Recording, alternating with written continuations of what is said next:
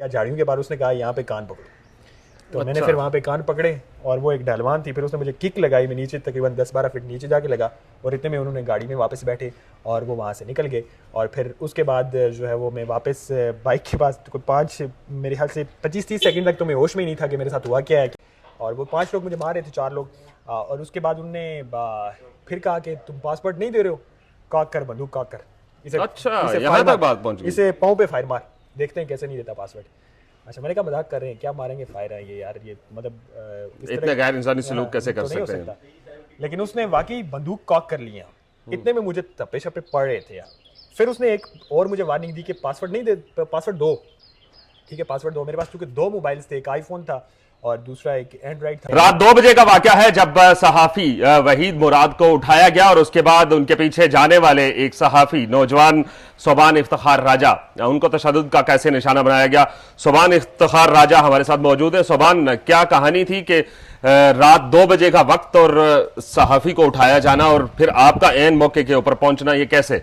अच्छा जी, ये वाक़या है इस्लामाबाद के G8 सेक्टर का। G8 मरकज़ में मैं बैठा हुआ था। G8 मरकज़ में एक शाहजी रेस्टोरेंट के नाम से रेस्टोरेंट है और शाहजी रेस्टोरेंट यहाँ पूरे इस्लामाबाद में ही बहुत ज़्यादा, काफ़ी सारी उनकी ब्रांचेज हैं, काफ़ी मशहूर हैं। तो मैं कुछ अपने दोस्तों के साथ वहाँ पर बैठा हुआ था और इतने में मुझे अपने एक और साफ़ी कोलीग और दोस्त फ़रहान अहमद साहब की कॉल आती है कि आप सोबान कहाँ हैं। तो मैंने उन्हें बताया कि मैं इस तरह शाहजी पर बैठा हुआ हूँ, कुछ दोस्तों के साथ गपशप हो रही है। तो उन्होंने कहा कि आप फ़ौरन से वहीद मुराद के घर पहुँचें, वहीद मुराद के घर पे कोई लोग घुसने की कोशिश कर रहे हैं। तो खैर मैं फ़ौरन से उठा और उसके बाद ज़ाहिर है वहीद मुराद साहब के घर की तरफ जो मैं चल दिया। चूँकि वहीद मुराद साहब का जो घर है वो शाह जी से मेरे ख्याल से 1.5 या 2 मिनट के फासले पर है। वो एक रोड करके यहाँ जाती है। पे आपको किसने इतला दी कि वहीद मुराद के घर पे हाँ, मैं उस छापा? तरफ भी आता हूँ। एक्चुअली जब जिस होटल में मैं बैठा हुआ था उसी जगह पर मुझसे कुछ फासले पर वहीद मुराद साहब और फरहान अहमद खान साहब भी बैठे हुए थे और वो हमसे पहले उठ गए थे। मैं कुछ और दोस्तों के साथ बैठा हुआ था, वहीद मुराद और फरहान साहब आपस में बैठे हुए गपशप कर रहे थे। मैंने इन्हें सलाम किया, चूँकि कुलीग हैं हमारे, दोस्त हैं, सीनियर्स हैं। सलाम करने के बाद मैं अपने दोस्तों के पास आ गया। तो खैर जब मुझे ये इतला हुई फरहान अहमद खान साहब की जानिब से, कम व बेश ये 2 बजे का वक्त होगा, मुझे एग्जैक्टली टाइम याद नहीं है, लेकिन ये फ़ोन लॉग्स वगैरह हैं, उसमें तमाम तर चीज़ें दर्ज हैं। तो फरहान साहब की मुझे कॉल आई कि यार वहीद मुराद जो है वो उसके घर में इस तरह से कोई लोग घुसाएं। मुझे लगा शायद चूँकि यहीं वो बैठे हुए थे तो उनका कोई मोबाइल वगैरह या कोई पर्स वगैरह रह गया, इस वजह से कॉल किया कि यार सुबह लेते आना। खैर मैं फ़ौरन से उठा, मेरे साथ 2 और दोस्त थे। हमने हमारी बाइक्स में ही पार्किंग पे पार्क थी, हमने बाइक्स निकाली। तो दोस्तों के दरमियान यही तय हुआ, बल्कि हम चाय पराठा खा रहे थे यहाँ ये, और वो उसी तरह आधा वहीं पड़ा रहा। और हम वहाँ से फ़ौरन उठे, उन्होंने अपना बाइक लिया, मैंने अपना लिया, हम वहाँ से निकल लिए। अब जैसे ही G8 से जो G9 की तरफ जाने वाली शाहराह है और शाहराह के साथ एक पार्क है, इस पार्क के साथ जो पहला घर है वो वहीद मुराद साहब का घर है और यहीं पे ये तमाम तर कार्रवाई नामालूम अफराद की जानिब से की जा रही थी। मैं जैसे ही पहुंचा मैंने देखा कि वहाँ पे 2 डाले हैं, डाले के आगे एक बज़ाहिर पुलिस की गाड़ी थी, लेकिन आई एम नॉट श्योर कि वो किसकी गाड़ी थी। चूँकि वो कटी हुई थी, मुझे लगा कि शायद पुलिस की, लेकिन मैं श्योर नहीं हूँ कि किसकी गाड़ी है। खैर मैंने पीछे से, चूँकि वो निकल रहे थे, मैंने कहा यार इनकी कोई क्लिप वगैरह बना लेते हैं ताकि प्रूफ रहे। चूँकि वो ज़्यादातर इस तरह की जब कार्रवाइयाँ होती हैं तो CCTV फुटेज खत्म हो जाती हैं। तो मैंने कहा बेहतर यही है कि कोई फुटेज वगैरह बना ली जाए। तो मैंने तकरीबन मेरे ख्याल से कोई 50 से 60 फीट फासले। गाड़ियां कितनी थी? 3 जो मैंने देखी है, 3 गाड़ियां थी, लेकिन वहाँ पे ये एग्जैक्टली पता नहीं है, चूँकि बाद में भी वहाँ पे गाड़ियां गश्त कर रही थी जो कि मशकूक किस्म की थी, बगैर नंबर प्लेट्स की थी, डबल कैबिन थी और मतलब उर्फे आम में जिसको वीगो डाला कहते हैं, वीगो डाले वहाँ पे गश्त कर रहे थे उसके बाद में भी। लेकिन जो मैंने देखी है वो 3 गाड़ियां थी। खैर मैंने तकरीबन 50 या 60 फीट के फासले से मैंने मोबाइल निकाला और मैंने जो वीडियो कैप्चर करते हुए, मैं चूँकि एक हाथ से मोबाइल पकड़ा हुआ है, दूसरे हाथ से बाइक चला रहा हूँ, साथ में मेरे बैग पड़ा हुआ है। मैंने कहा यार थोड़ा शायद ये निकल ही रहे हैं, तो मैं इन्हें वहीद मुराद को देख लेता हूँ कि वो गाड़ी के अंदर मौजूद है। अच्छा, जैसे ही मैंने वो वीडियो वहाँ तक कैप्चर हुई, उसके बाद जैसे आगे यू टर्न आ जाता है, सिग्नल है जो कि जीना एवेन्यू की तरफ जाता है, तो वहाँ से जैसे ही मैंने गाड़ियों ने राइट टर्न लिया तो उनके साथ मैंने भी राइट टर्न लिया। लेकिन इतने में पीछे से जो एक तीसरा डाला था जिसने जिस पे सवार लोग थे, उन्होंने मुझे जो है वो टक्कर मारने की कोशिश की, फिर मुझ पर तशद्दुद किया, मुझ पे जो है वो उन्होंने असला ताना, ये तमाम चीज़ें जो कार्रवाई की। यहाँ पे एक चीज और बता दें कि जब आप G8 से उठे हैं अपने दोस्तों के साथ से, तो आप अकेले गए या आपके साथ दिगर दोस्त, और वो क्यों नहीं गए लेके? मैं अपने बाइक पर अकेला था, लेकिन जो मेरे दोस्त थे वो मुझसे कोई 50 या 60 फीट वो फासले पर थे, यानी कि मैं उनसे आगे आगे निकला हूँ। वो उन्होंने ये तमाम तर यानी मुझे वीडियो बनाते हुए यकीनन देखा होगा। मेरी उनसे दोबारा बात नहीं हो पाई चूँकि वो मुझे ढूंढते रहे। बाद में कि सुबान किधर चला गया, मेरे एकदम से जब मुझे ये नामालूम लोगों ने डर लिया, उसके बाद मेरी पिटाई की, तो उसके बाद मेरे फ़ोन वगैरह उन्होंने छीन लिए थे। अच्छा, फ़ोन भी छीन लिया? मेरे फ़ोन छीन लिए, मेरा वॉलेट छीन लिया, मेरे ID कार्ड्स, मेरे तमाम डॉक्यूमेंट्स, इवन मेरा बैग, वो तमाम चीज़ें ले गए। वो इवन मुझे मारने वाले थे, वो तो खुशकिस्मती से कहीं बचत हो गई। लेकिन खैर जिन अफराद ने आपको मारा है वो कितने लोग थे? जो मेरे पीछे गाड़ी मेरा पीछा कर रही थी उसमें एक ड्राइवर था और उसके साथ 4 अफराद, एक फ्रंट सीट पे और 3 पीछे सवार थे। क्या वो नकाबपोश थे? बिल्कुल वो नकाबपोश थे। उन्होंने जो सिविल कपड़े पहन रखे थे और उन्हें जो बाजार लीड कर रहा था उस वक्त जो शख्स, वो नौजवान आदमी था, गालिबन 28-30 साल की उम्र का कोई मतलब यंग लड़का लग रहा था।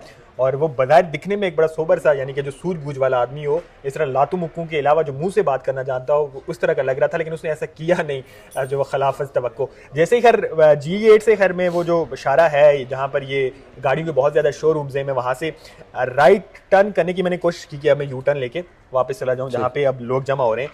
उस वक्त तक फरहान अहमद खान साहब पहुंचे थे और मेरे जो दोस्त थे वो भी वहाँ पर पहुंच रहे थे या पहुंच चुके थे यहाँ। लेकिन गाड़ी चूंकि एकदम वो मुझे हिट करने की कोशिश करी थी और मैं इतने में नोटिस हो गया था मुझे कि ये पीछे वाली जो गाड़ी है, जो ये ब्राउनिश कलर की गाड़ी है, डाला जो है, ये मुझे हिट करने की कोशिश करा तो इससे बचा जाए। मैं एकदम यानी कि मैं वो मतलब एक्टिव हो गया, वो तमाम चीज़ें मेरे ध्यान से निकल गई। वीडियो मैंने मोबाइल किसी तरह पता नहीं कैसे जेब में डाला और जेब में डालने के बाद खैर मैंने उनके आगे से भागने की कोशिश की। अच्छा। अब मैं यू टर्न लेने के बजाय मैं जान बचाने के लिए भागा। मैंने कहा ये हिट करेंगे तो मैं दायरा है, क्या पता गाड़ी ऊपर से मतलब गुजार ले, अल्लाह बेहतर जानता है। अब ऐसे लोगों के दिमाग में पता नहीं उस वक्त क्या चल रहा होता है। चूंकि बाद में मैंने जो चीज़ें फेस की वो इस चीज़ का एक तरह से मैं कहूँगा कि गमाज हैं। जहाँ पे फरहान साहब और दिगर लोग थे, यहाँ से कितने फासले पे आपको हिट किया? ये अगर मैं आपको फासला को मेरे ख्याल से कुछ 100 फीट का होगा। 100 फीट ठीक है, मतलब इतना ज्यादा दूर नहीं है। जो G8 सेक्टर से वाकिफ हैं, G8 सेक्टर से G9 की तरफ जाने वाली जो रोड है, जो शारा है, उसे शारा गुलशन या इस तरह का कुछ नाम दिया जाता है। उसके साथ में लेफ्ट साइड पे पार्क है G9 की तरफ जाते हुए, इस शारा का सारा वाक़या है। और वहाँ से मैं निकला, जैसे ही मैं फिर भागने लग गया, चूँकि मेरे पीछे एकदम वीगो डाला लगा हुआ था और वो बार बार उसकी जब रेस देते हैं ना आप इस 4x गाड़ी, तो अच्छी खासी वो आवाज़ पैदा करता है। रात 2 बजे का वक्त था, तमाम वो आपको एक तरह से हरास कर रहे थे, थ्रेट कर रहे थे आपको। वो मुझ पे गाड़ी ऊपर चढ़ाना चाह रहे थे, वो मुझे ये फील हो रहा था। खैर मैंने वहां से बच निकला और मैंने कहा मैं अब कहीं गलियों में घुस जाऊं और इनसे किसी तरह बचूं। खैर मैं गलियों में भी घुसा और मैंने बड़ी, मेरे ख्याल से ये कोई 5-6 मिनट की ये सारी एक्टिविटी रही होगी। मैंने उनसे अपनी तरफ से पूरी बचने की कोशिश की, लेकिन चूंकि मैं G8 से इस तरह से वाकिफ नहीं था, तो मैं एक जगह जाके रोड जो खत्म हो गई, स्ट्रक नहीं हो गया, रोड खत्म हो गई और आगे नजर आ रही थी कच्ची रोड जा रही है। फिर मैंने कहा शायद ये किसी जगह से और निकलती हो, मैं इसे ही फॉलो करता हूँ। मैं उस पर चढ़ गया और आगे जाके जो वो एक जगह एक झाड़ियाँ थी, मुकम्मल वीराना था, और वहाँ से जाके मैंने वापस कट मारने की कोशिश की कि मैं अब इनसे किस तरह बच के यहाँ से निकल जाऊँ। चूँकि मुझे अंदाज़ा हो गया था कि अब मेरे साथ ठीक ठाक, या मुझे भी साथ ले जाएंगे या कुछ ना कुछ तो खैर हो गई। लेकिन जैसे ही मैं वापस बाइक काट रहा था स्पीड में, तो इतने में उन्होंने जो वो डाला मेरे पीछे, मारा, हिट किया आपको। हिट किया, मैं जाके नीचे लगा और उसके बाद फिर वो जो थे नामालूम वो उतरे और उन्होंने मुझे यहाँ से पकड़ा और फिर बस यही फील हुआ कि मुझे किसी तरफ से तपे पड़ रहे हैं, किसी तरफ से लाते हैं, गालियाँ बिला तखसीस यानी कि बट मार रहे हैं। फिर उन्होंने मुझे एकदम फौरन बैठा दिया, बैठो, और गंदी गंदी गालियां दे रहे थे वो कि बैठो टांगों के बाले। मैंने कहा ठीक है मैं बैठ रहा हूँ। मैं समझ गया था कि अब मैं अब गेम हाथ से निकल चुकी है, कंजे में आ गया हूँ। जाहिर है वो 4 लोग थे जो एक ड्राइवर के अलावा जो तमाम तरीके से ट्रेंड भी होते हैं वो ऐसे लोग, डेफिनेटली पता नहीं कौन थे वो, खैर ट्रेंड भी तो ज़रा होते हैं, उनके पास गन्स थी। तो खैर मैं एक दफ़ा जो है वो बैठ गया। उन्होंने कहा इसकी कोट उतारो, चूँकि मैंने अंदर ब्लेजर पहना हुआ था, उसके बाहर जो है वो दूसरा कोट था। तो उन्होंने कोट उतारा, अच्छे से मेरी चेकिंग किया, चलो उसका बैग उतारो, बैग खोलो, बैग उन्होंने चेक किया, फिर इसके फ़ोन कहाँ है, फ़ोन निकाले गए। और उन्हें सबको लीड जो कर रहा था वही लड़का था जिसकी मैं आपको शक्ल शुबात बता रहा हूँ, और सबसे ज़्यादा पीटा भी मुझे उसी ने। तो खैर उसके बाद उन्होंने मोबाइल निकाल लिया, चलो खोलो। अच्छा, मैंने कहा चलो मैं खोल देता हूँ। नहीं, पासवर्ड दोगे? मैंने कहा पासवर्ड सर मैं मतलब आपसे कोऑर्डिनेट कर रहा हूँ, मैं आपको खोल के दे देता हूँ, जो वीडियोज़ हैं डिलीट करें। ज़रा यही हो सकता है, वीडियो डिलीट की जा सकती थी इस तरह के किसी मामले में। लेकिन मैंने जब कहा कि मैं आपको दे रहा हूँ खोल के मोबाइल, तो उन्होंने मुझे 5-6 तप्पे मारे, ठीक है, साथ में और मुझे लाते पड़ने लगे। मैं फिर वहीं पे लेट गया, ठीक है। फिर उन्होंने उठाया, अच्छा हाँ खोल पुत्र। मैंने कहा यार मैं आपको आपके साथ कोऑर्डिनेट कर रहा हूँ ना, प्लीज आप भी कोई वो की। अच्छा, उन्होंने आपसे पूछा नहीं आप कौन हो? नहीं, उन्होंने ये मुझसे नहीं पूछा। उन्होंने मुझे पहले तपे मारे, उसके बाद मैंने खुद उन्हें बताया यार मैं इनका कोलीग हूँ और मुझे पता चला कि इस तरह इनके घर में रेड और ये कुछ हो रहा है, जो नामालूम अफराद कर रहे हैं, रेड के हैं, ऐसे जो भी गए।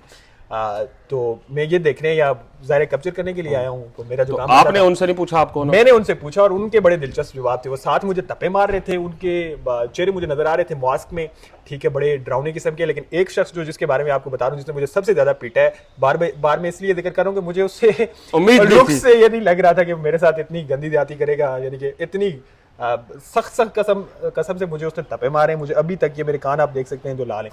तो खैर उनसे मैं पूछा, अच्छा आप कौन है? तो उन्होंने कहा अच्छा तुझे नहीं पता हम कौन है? ऊपर से दो, मतलब मैं जो क्वेश्चन करता था वापस मुझे चपेड़े पड़ती थी। उसके बाद आपको सवाल नहीं करने चाहिए। हाँ, तो खैर करने चाहिए थे या नहीं करने चाहिए थे वो तो खैर अब हो गया। लेकिन उसके बाद मुझे फिर जब काफ़ी सारी मेरी मारपीट हुई, 5-6 मिनट का सारा वाक़या है, और वो 5 लोग मुझे मार रहे थे, 4 लोग। और उसके बाद उनने फिर कहा कि तुम पासपोर्ट नहीं दे रहे हो, काक कर, बंदूक काक कर।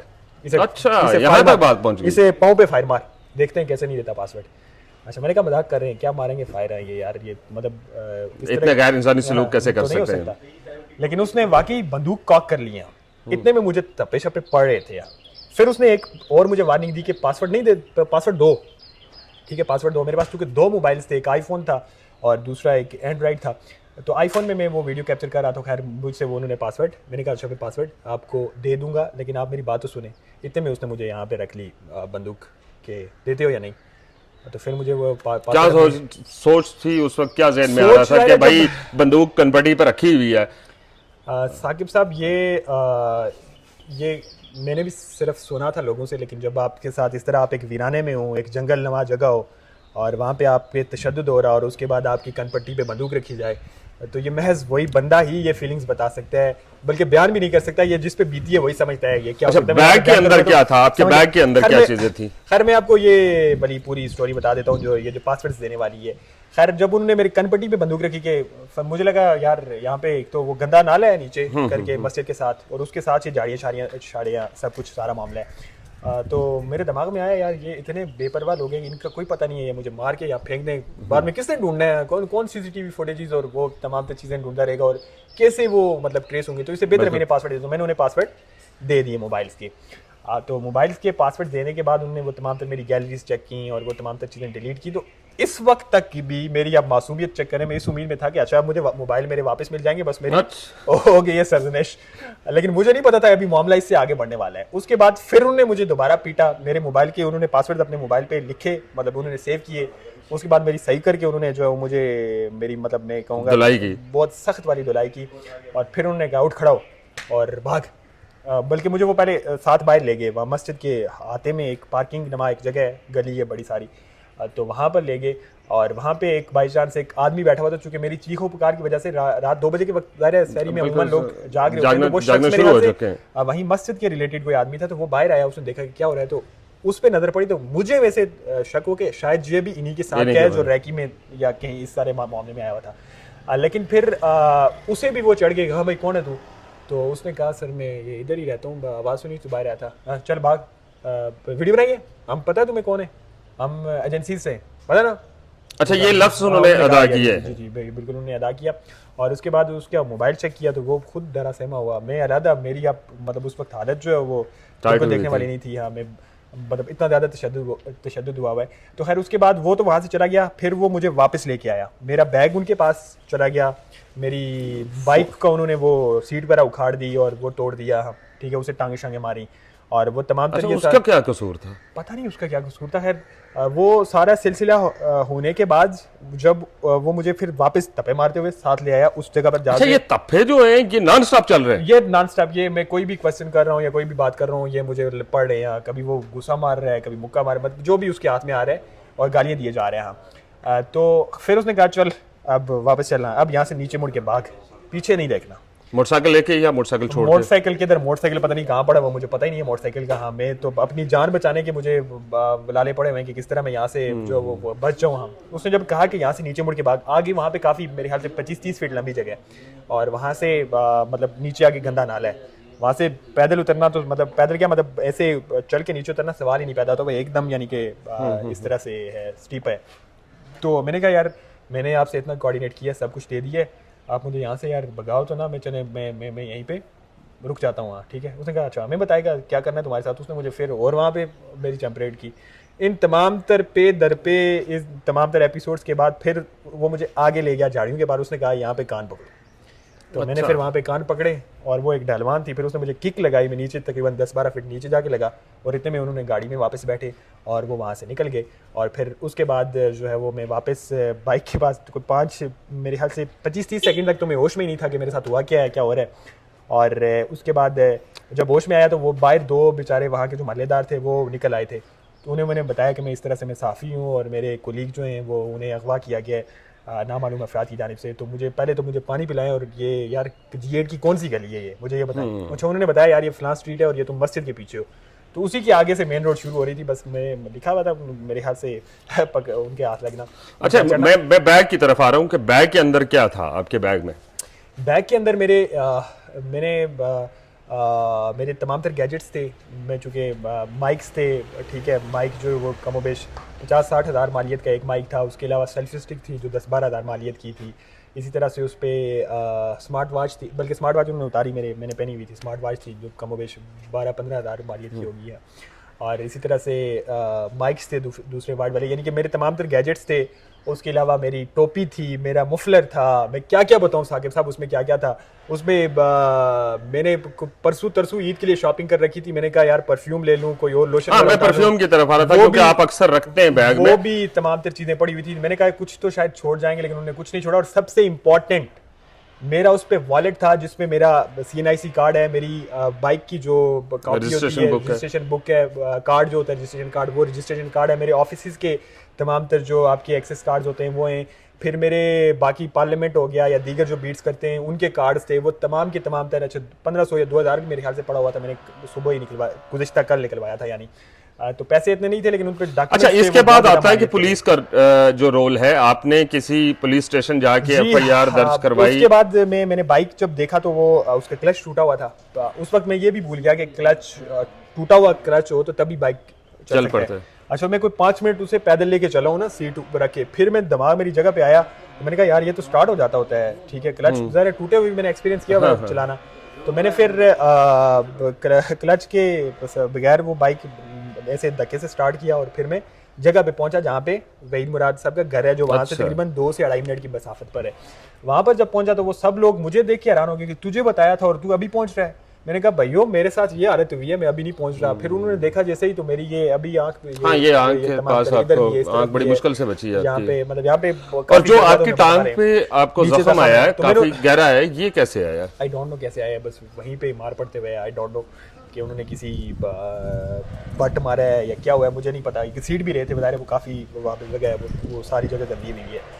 तो खैर जब हम वापस पहुंचे तो फिर मैंने साथी जो बाकी वहाँ पर मौजूद थे, फरहान साहब थे, वो खुद भी वहीं पे पहुंच गए थे मेरे पहुंचने से मेरे ख्याल से कुछ 5 से 7 सेकंड पहले बाद पहुंचे हैं वो। लेकिन इतने सेकंड्स में ये तमाम तर मामला हो चुका था वहाँ से बोले कि अगर आप वहाँ फरहान साहब के पास पहुँच जाते तो फिर क्या समझते थे? फिर फरहान साहब के पास अगर मैं पहुँच जाता, यानी मैं अगर गलत गली में ना जाता और मैं फरहान साहब के साथ पहुँच जाता बाइक और अपने मोबाइल के साथ, तो या मैं और फरहान साहब दोनों उठा लिए जाते, तो या फिर वहाँ पर कोई बहुत बड़ी डाम लगनी थी, चूँकि वहाँ पे तमाम तर रिहायशी हैं, आसपास लोग हैं, लेकिन उस वक्त सुनसान जगह थी। या मुझे और फरहान साहब दोनों को ले जाते, चूँकि वो 5-6 लोग थे और अच्छे खासे। आपको उठाने की, उसके बाद आपको पिटने की और ये नॉन स्टॉप जो तफों की आप कहानी सुना रहे हैं, ये सारी चीज़ें सिर्फ इस वजह से हुई कि आपने बैनुल अक़वामी मीडिया से वाबस्ता सहाफ़ी और अपने कोलीग वहीद मुराद को उठाए जाने की वीडियो बना रहे थे? जी जी बिल्कुल। मैं ये तो वही बता सकते हैं कि किस वजह से हुई। जो लोग मुझे मारने वाले थे अब उनका पता नहीं, लेकिन आपको क्या लग रहा है? लेकिन मुझे जाहिर है, मुझे मैं बैठा, जैसे कि आपको इस पूरी रुदात सुनाते हुए बताया कि मैं होटल में बैठा हुआ था और मुझे फरहान साहब जो हमारे दूसरे कुलीग हैं उन्होंने कॉल करके बताया यार तुम पास बैठे हो तो फरहान वो वहीद के घर में जो है वो कोई लोग घुस रहे हैं, तो चेक करो वहाँ पे क्या हुआ है। तो मैं फटोफट वहाँ पर पहुंचा और वहाँ पे जाके कैप्चर करने की वो कोशिश की। बस आपकी वजह वही थी कि आप गैर कानूनी अमल जो था उसको कैप्चर कर रहे थे। हाँ, गैर कानूनी में आप किसी और तरफ। अच्छा, थाने में आपकी FIR दर्ज हुई है इस वक्त तक? क्योंकि रात 2 बजे से लेके अभी तक ये 10 घंटे का वक्त हो बहुत सख्त किस्म का तशद्दुद हुआ हुआ। मैं अभी बड़ी मुश्किल से खड़ा हूँ, चूँकि मेरी जो जिस्म का एक हिस्सा है ना, उस वक्त तो खून गर्म था, नहीं समझ आ रही थी, लेकिन अभी मुझे फील हो रहा है कहाँ पेन है। लेकिन मैं सुबह जब मेडिकल करवाने गया तो उस वक्त जो है वो पता चला कि मुझे कुछ 6-7 जगहों पे चोटें आई हुई हैं।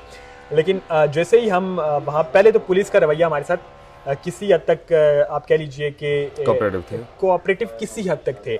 लेकिन जैसे ही उन्हें पता चला अच्छा ये वहीद मुराद के वाला मामला है और फिर अच्छा इस लड़के को यानी कि मुझे तशद्दुद हुआ है, तो उसके बाद पुलिस वाले हमारे साथ गेमें करना शुरू हो गए। फिर G9 से पुलिस ने हमें चौकी पे भेजा जो कि G8 में है। वहाँ से फिर हम एक पुलिस वाले के हमरा मेडिकल करवाने गए। वो कमोबेश 2-2.5-3 घंटे लग गए। मेडिकल हुआ, वो तमाम चीज़ें हुई। फिर जो दरख्वास्त होती है, ठीक है, वो दरख्वास्त हमने लिखी और वहीं उनकी चौकी पे बैठ के लिखी।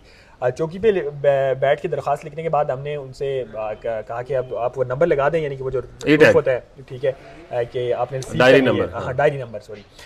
तो उन्होंने कहा कि आप चलें तो थाने में हमारा रजिस्टर है, तो उधर चल के आपकी ये लगा लेंगे नंबर।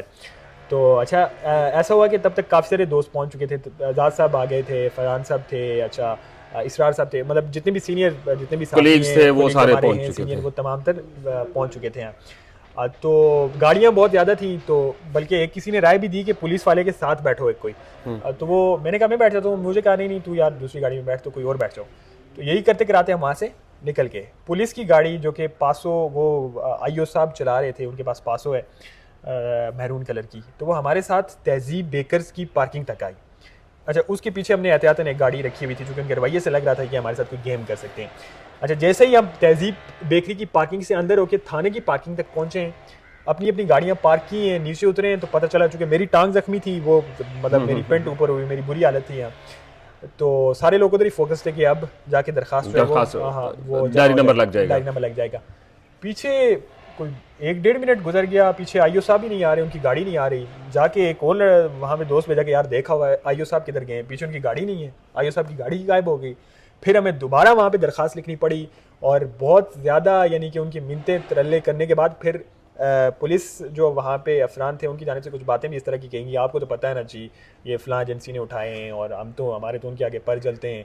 अब इस तरह की बातें तो ये इस्लामाबाद पुलिस ने कहा, लेकिन इस्लामाबाद पुलिस ने हमें ये भी कहा कि आप इस तरह की बात ऑन रिकॉर्ड ना कीजिएगा।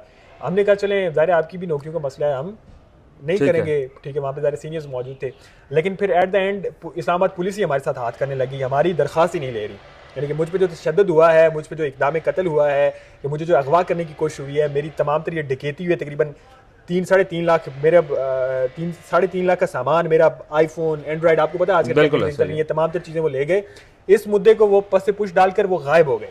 फिर हमने ये फैसला किया कि अगर आप, चूँकि उन्होंने ऑन द रिकॉर्ड ये मेरे ख्याल से 5-6 लोगों की मौजूदगी में ये तमाम तर बातें कही हुई थी, तो हमने कहा फिर हम आपकी ये चीज़ें तमाम तर नशर करते हैं, तो फिर चलें फिर देख लेते हैं क्या होता है। तो उसके बाद जो वो पुलिस अंदर आई, वो जो आईओ साहब थे उन्होंने अच्छा वो फिर आ गए, हाँ वो आ गए, लेकिन उनके कोलीग ने उन्हें बताया कि यार ये कोई इस तरह की बात कर रहे हैं तो आप आ जाएं। तो फिर उन्होंने मजबूर होके वहाँ पे उनका कोलीग जो था, मुहर्रर होता है या क्या होता है आई डोंट नो, उसने वो रजिस्टर पे दर्ज किया और हमारा नंबर लगा। यानी कि इस मैं सामने से मुझे देखा जा सकता है कि मैं तशद्दुद ज़दा हूँ, मेरे जिस्म पे जख्म है, और फिर पुलिस का अपना, इस्लामाबाद पुलिस का अपना जो एहलकार है वो मेरे साथ वहाँ पिम्स में इस तमाम तर अमल के दौरान वहाँ पर रहा है। लेकिन उसके बावजूद इस्लामाबाद पुलिस मतलब किसी भी किस्म का एक्शन लेने से कासर थी। और नामालूम कोई ऐसे नॉमिनेट नहीं थे, दायरा मैं नहीं जानता वो लोग कौन थे, न सिर्फ मुझे उनकी गाड़ी का रंगत पता थी जो ब्राउनिश कलर की थी, और लोगों ने जो वो तमाम तर ने मुंह पे पट्टियाँ बांध रखी थी। तो इस तमाम तर असना में पुलिस हमारे साथ ताउन करने से एट द एंड कर गई। बस वो आ रही हैं और शायद उनके जहन में हो कि अगर इनके साथ तावन किया फिर उनके साथ भी तावन मुश्किल हो जाएगा। ये थी वो कहानी जो गुज़श्ता रात 2 बजे बैनुल-अक़वामी एक सहाफ़ती अदारा उर्दू न्यूज़ के साथ मुंसलिक वहीद मुराद और सोबान इफ्तिखार राजा के साथ हुआ। और अब ये सवाल यहाँ पे एक छोड़े जा रहा हूँ कि इस्लामाबाद को महफूज तरीन दारुल हुकूमत तस्वर किया जाता था, लेकिन उसी के दिल में G8 मरकज़ के अंदर इन 2 सहाफ़ियों को, एक को अगवा कर लिया गया और एक तशद्दुद ज़दा हमारे साथ खड़ा है और FIR अभी तक नहीं हो रही। इसके पीछे कौन हो सकता है और कब तक ये सिलसिला चलता रहेगा, ये तो IG साहब जब यहाँ कहीं हमें मैसर आए तो हम उनसे ज़रूर पूछेंगे कि इस्लामाबाद कैसे महफूज तरीन दारुल हुकूमत है।